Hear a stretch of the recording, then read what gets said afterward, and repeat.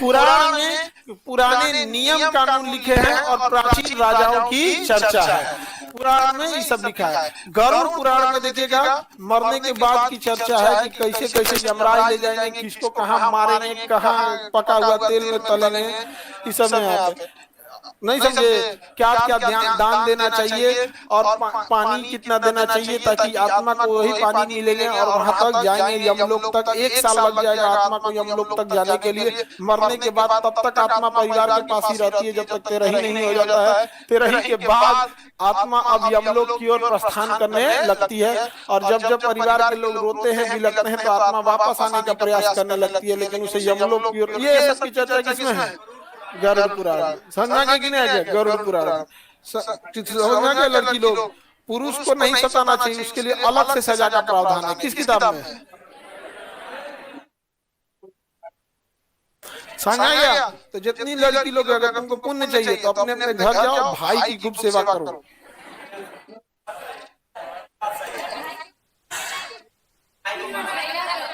भाई सेवा करने लायक काम नहीं करता है। तुम लोग हमेशा भाई से झगड़े करते रहते हो, पाप पड़ेगा तुम लोग को।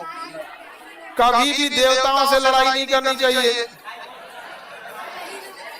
देवताओं की लड़ाई में सदा असुरों की हार हुई है। समझ में आ रहा है कि नहीं आ रहा? तो कभी भी भाई से झगड़ा नहीं करना है, क्योंकि पुराणों में स्पष्ट लिखा है कि देवताओं से युद्ध नहीं करना चाहिए। क्या होता है? पाप पड़ता है। तो बताओ आप लोग में से कोई अपने भाई से झगड़ा करेगी?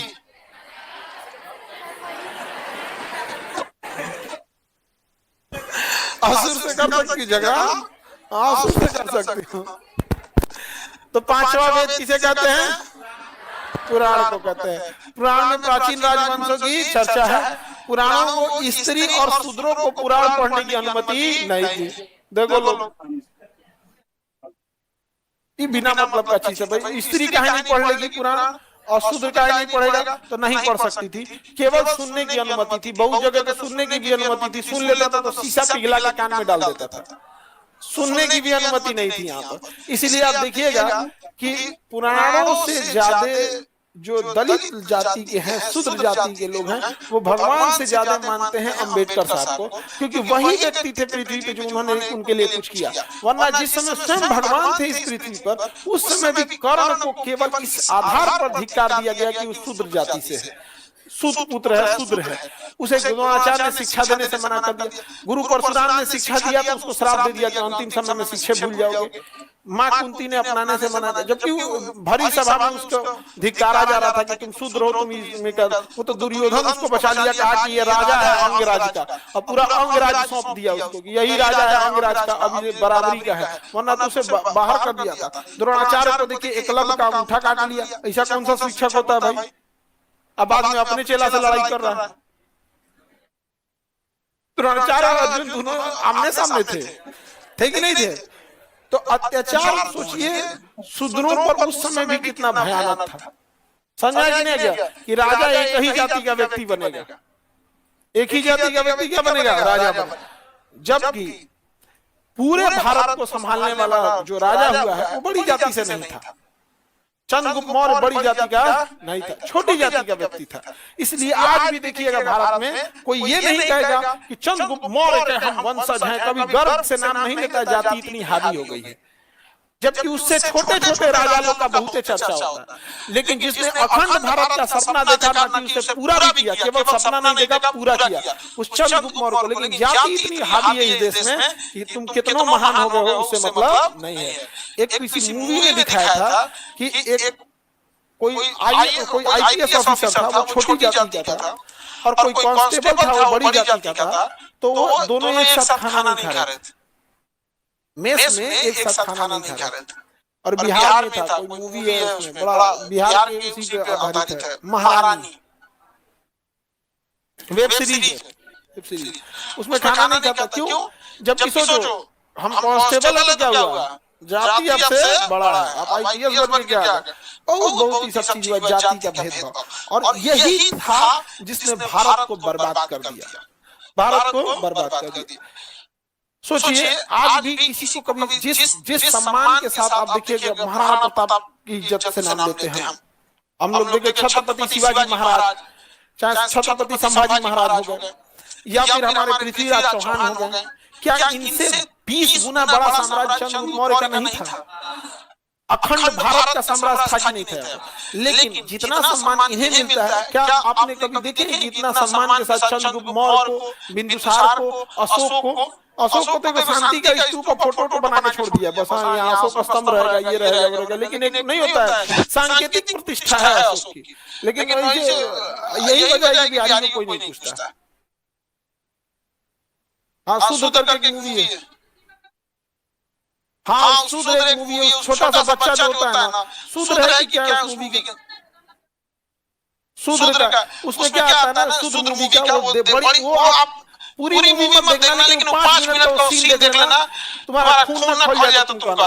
वहां पे यही मंत्र, ये शूद्रों को पढ़ने की अनुमति नहीं थी, और कुछ लोग वहां पढ़ रहे थे मंत्र। एक छोटा बच्चा था 4 साल का, तो खेलते जाते हैं ना, तो कुछ पत्थर का टुकड़ा लिया तो खेलते जा रहा था, और मंत्र सुना तो भी गुनगुनाने लगा, बोलने लगा। तब तक देख लिया उसको ये बोल रहा है। सबे गांव के सामने कहा गया कि इसकी जीभ अगर नहीं काटा जाएगा तो प्रलय आ जाएगा, पृथ्वी नाश हो जाएगी। उसका जीभ काट लिया गया सबके सामने, जीभ काट लिया।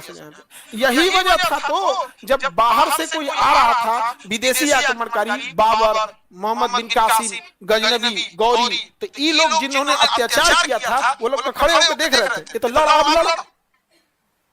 नहीं समझे, वरना भारत को कोई जीत थोड़े सकता था। कितना सरल की बात है, सोचो यहाँ पर जितना अत्याचार उन लोगों ने सहा है ना, तबाह हो जाते थे, जितना वो सहा अत्याचार, बहुत बुरा हुआ इनके साथ। और उन लोगों ने खराबी क्या, फाइनेंशियल कंट्रोल खो दिया। फाइनेंशियल कंट्रोल उनके पास नहीं है, छोटा मोटा काम करते हैं, ना बड़े अधिकारी पे है, ना कुछ है यहाँ पे। ये बहुत दुखद चीज है। तो कभी वो मूवी देखोगे तुम्हारा दिल दहल जाएगा। तो हम तो ऐसे कभी सब टाइप का नहीं करते हैं देखने के लिए, लेकिन 5 मिनट का एक बार सीन देखना, बहुत दर्दनाक है। यही कारण था ना कि जब महात्मा बुद्ध आए ना, तो लोगों ने सारे धर्म को छोड़ के बौद्ध धर्म अपना लिया और जैन धर्म अपना लिया। क्या कहते हैं, क्या करेंगे आप? और ऐसे ही अत्याचार हमारे पूर्वोत्तर भारत में हो रहा था, चाहे नागालैंड हो, मणिपुर हो, मिजोरम हो, त्रिपुरा, इसलिए वहां के लोगों ने धर्म छोड़ के ईसाई धर्म अपना लिया। आज मिजोरम में 90% से ज्यादा ईसाई हो गए, नागालैंड में ईसाई हो गए। क्यों? आप इतना अत्याचार कीजिएगा उसको कि आप ये पढ़ नहीं सकते हो, तो फिर रहेगा कहे लिए वहां पर? अब वही ईसाई आएगा, सेम टेबल पर खाना खाएगा, वही कोई मुस्लिम आएगा, कहेगा कोई बात नहीं, तुम किसी जाति को मस्जिद में आगे घुस गए तुम ही रहोगे, मौलवी साहब लेट रहा है बाहर रहिए। उन लोग में ऐसा होता, मुस्लिम में अगर नमाज पढ़ने, अगर किसी शहर का सबसे भिखारी इंसान भी अगर मस्जिद में पहले गया है ना, तो सबसे आगे रहेगा। और उस मस्जिद के जो मौलवी साहब अगर लेट हो गए तो आप पीछे रहिए, जगह नहीं है तो जाइए, वो हटा नहीं सकते हैं उसको। तो ये सब चीजें देखने को मिला ना, तो जिस वजह से भारत में विदेशी आक्रमणकारियों को एक अच्छा सा माहौल मिल गया आक्रमण करने के लिए। इतना आप किसी को सताइएगा तो आपके लिए कोई खड़ा होगा नहीं खड़ा होगा। महाराष्ट्र में एक जगह था भीमा कोरेगांव, भीमा कोरेगांव, कोरेगांव जगह का नाम था और नदी का नाम था भीमा नदी। तो भीमा कोरेगांव में इतना ज्यादा महार जाति के दलितों को सताया गया था, इतना ज्यादा सताया गया था कि वो लोग अब जीने की इच्छा छोड़ दिए थे, जीने की इच्छा छोड़ दिए थे। सताया कौन था पता है? पेशवा साम्राज्य के अंतर्गत जो छत्रपति शिवाजी महाराज थे तब तक कोई दिक्कत नहीं था, इवन छत्रपति संभाजी महाराज थे, छत्रपति साहू जी महाराज थे, तब तक कोई दिक्कत नहीं था। इन्होंने साम्राज्य को, शासन को बहुत मानवता के साथ शासन किया था। उसके बाद जब पेशवा का शासन आया, तो पेशवा का शासन आया तो सबसे पहले समझो कि पेशवा ने तो छत्रपति का ही पद खत्म कर दिया, कहा कि छत्रपति मतलब कौन? तो भैया एक तो महाराष्ट्र में खुद ही से लड़ाई हो गया कि जिस मुगलों के खिलाफ छत्रपति ने अपनी नींव डाली, उसी को हटा दिया गया। और वहां इतना ज्यादा अत्याचार हो गया था कि अंग्रेज आए सब, तो अंग्रेजों ने कहा कि इन मराठों से लड़ना है। तो मराठा में तो छत्रपति रहे नहीं, अब मराठों का शक्ति किसके पास आ गया? पेशवा। तो उन्होंने देखा कि इन्होंने बहुत अत्याचार किया, तो अंग्रेजों ने अपनी सेना में महज 500 महार दलितों को रखा था, महज 500 महार दलितों को रखा था। और उन्होंने कहा था कि हमारा सर भी कट जाएगा तभी हम मारेंगे इनको, क्योंकि इतना अत्याचार किए हैं, इतना अत्याचार जिसका कोई हद नहीं। पानी पीने पे रोक है, कभी भी घर में आ सकते हैं, बहन बेटियों के साथ इतना अत्याचार हुआ। यहाँ पे इतिहास में बहुत सारी चीजें दब के लिखी गई। उन्होंने कहा कि लड़ाई मर जाएंगे तो लाश भी हमारी उठ के लड़ेगी यहाँ पर। और उधर मराठा पेशवा, मराठा छत्रपति